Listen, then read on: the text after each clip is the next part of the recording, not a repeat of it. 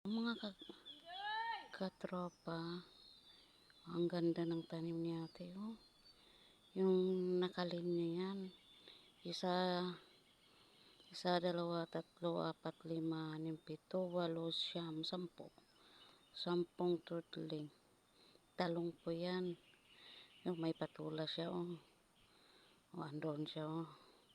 Andun siya sa ampalayahan niya. Nagbabakod. Nagtanim ng ampalaya. Hello mga guys. Yan si ate, yan si pagsipag. Yung sa gitna na yan. Sili po yan. Tapos yung sa tapat ng ng silag,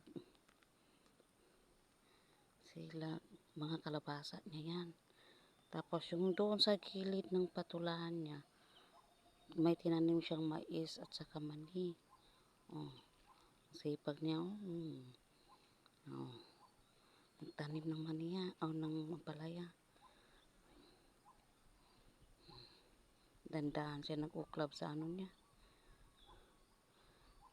Ampalaya, itatanim niya dyan sa may balag.